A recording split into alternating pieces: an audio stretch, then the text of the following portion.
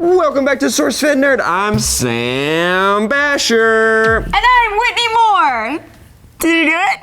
And thank you to Squarespace for sponsoring today's episode. Last night, Fox and Marvel's TV baby finally took its first steps out into the real world. Legion's pilot was released, and we've watched it. And we've got feelings. So many good feelings. Okay, on three, let's give a quickie review. 1, 2, 3. Oh my god, I love it. I love the characters, I love the design, I love the color design, the powers, Okay, well, just go ahead and slow that down, play it back, and you'll get the gist of how we feel. For the lazy people who are watching, we'll repeat ourselves. Real. And just a warning, we are gonna have some spoilers for the first episode of Legion. Sounds dumb saying that warning right now, but you gotta make sure that everyone's on the same page. I don't want any mean comments about how we ruined it, but hey, you get what you pay for. Which is nothing, you don't pay for YouTube. Before we get started though, if you wanna learn who Legion is, Sam made an explainer video on the comic book background of the character. Click that annotation up there somewhere to check it out. Thank you so much. You're so welcome, you did a great job. But as for the TV show, here's a quick synopsis of the show and the first episode. David Haller was diagnosed with schizophrenia at a young age and has been a patient in various psychiatric hospitals since. After Haller has an encounter with a fellow psychiatric patient, he is confronted with the possibility that there may be more to him than mental illness.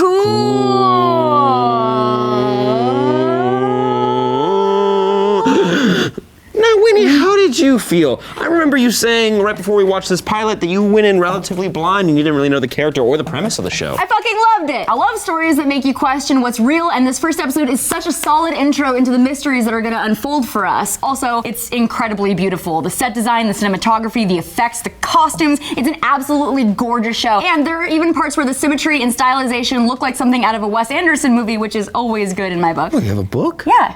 It's called Things Whitney Likes, and Legion is in it. Am I in it?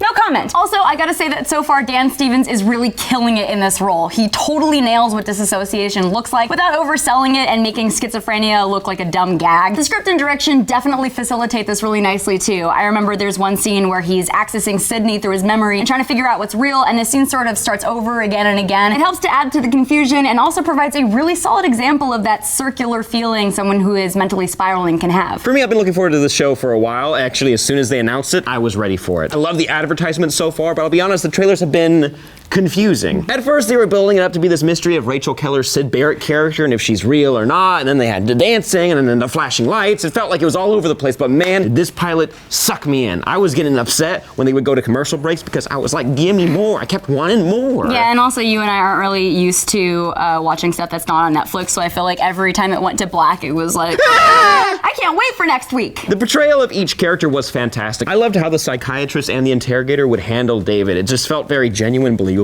and honest. I don't know, I just love that portrayal. Oh yeah, speaking of love, I hope Aubrey Plaza's character is in every episode of this show. She's just so dang enjoyable to watch, and I want to see her drive David crazy. Goddamn, Dan Stevens is doing such a good job. I believed everything he was going through. Ooh, I love the opening and seeing the younger versions of David throughout the years. They got some cute babies, dang it, I just want to munch on their little cheeks. Munch on their damn little cheeks, the little fucking Now, the structure of this show was at times very confusing. However, I appreciated this aspect of the show because it felt like we were experiencing the way David's brain operates. Yeah, true. While we were flashing back and forth between the past, present, and possibly dreams, who knows? What we can discern from this pilot is that the show seems to be in a bottle, meaning that it's hard to follow what time period this show takes place in. One moment, David's sister looked like she's wearing something out of a Macy's catalog from the 70s. And then we have Mr. Interrogator Man using a touchscreen. What is certain is that this show exists outside of the X-Men movies, meaning you don't have to think too hard about how this fits in with the rest of the X-Men universe or when Deadpool is gonna show up. Just enjoy the show for what it is. I thought I would be kind of annoying not being able to place the exact decade the show takes place in, but the show is just so well made, I don't care. Side note, kind of want to live in that insane asylum. Yeah, me too. So cozy. And they've got all those hue bulbs installed and the man who hides in shrubs. Oh, my favorite character. Oh, me too. I love him when he's dancing. Oh my God. He's back there. Now,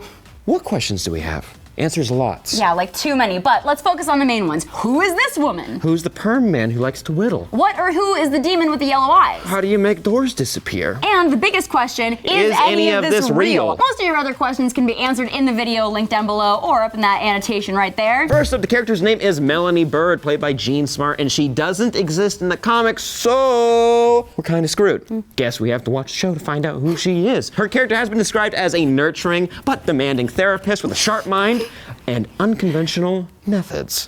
Sounds like she's gonna push David too hard. He's just gonna punch a hole through the universe. She could be a stand-in though for like a Magneto or Professor X type character, or even a TV version of Moira McTaggart, a character who in one universe is David's mother. Second question, who is the Whittling Perm? Played by Mackenzie Gray, his character has been listed only as the Eye online, which makes sense based on his cataracts. As far as we can tell, he's an original character for the series, which means we get to have a lot of fun exploring who he is. I have a feeling that he could have like the power of persuasion, or maybe like a Medusa-like stare with his eyes, kind of the ability to keep people docile. Or, more likely, the Eye is psychically linked to the Hound in the cage. Ooh. Maybe they bonded and they can communicate with one another. Ooh, that's good too. Can't wait to see more of him. Number 3, what is the demon with the yellow eyes, or who? Who knows? Many people are speculating that this could possibly be Legion, one of David's personalities, but also the comic book character Mojo, but that feels like a stretch to me. I don't know. In the comics, Mojo possesses some magical abilities, so maybe in this show that could be the explanation as to why the doors in the asylum disappeared. Noah Hawley turns magic into psionic abilities, and bam, you got a scary Mojo living in your brain. All I know for sure is that he looks a whole lot like Butterball from Hellraiser to me. Butterball. Butterball. He's my favorite monster from Hellraiser. My favorite monster. Also, a lot of people are saying that it could be the Shadow King, a character that has ties to Professor X and is made of pure psionic energy,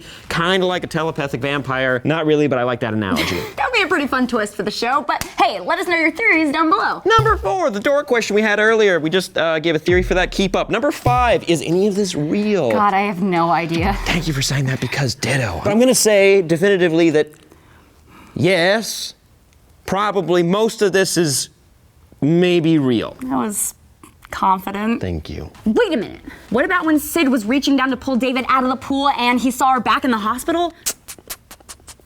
You got a point. Who fucking knows? Not me, I don't know. Why did they hire us to explain the show? We don't know what's going on. What was that? Who knows? You scared me. Fun thing I noticed and loved, the detail of having Aubrey Plaza's psychic ghost reflection in the mirror in David's house. Ooh, nice catch, dog. Thank you. I think it's safe to say that we're both gonna be following this series for the next few weeks. Agreed. I can't wait to see where they go, and I hope they keep doing those awesome slow-mo telekinetic shots.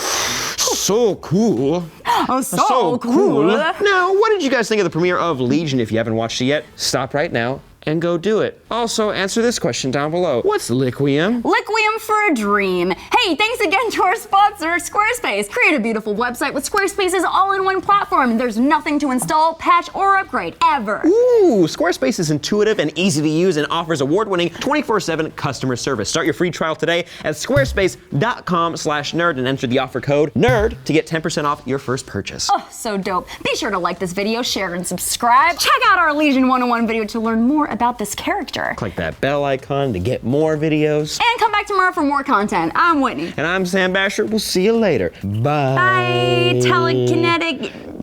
Ending. Exit. There. Ooh, look, we flew away. Finally, Fox is allowed to make an X-Men TV show. And which character did they pick to venture out on his own? Nope, not Wolverine. They chose Legion, or David Haller. Have you guys heard of the Marvel villain problem? And more importantly, do you think the creators of Marvel films have heard of the Marvel villain problem?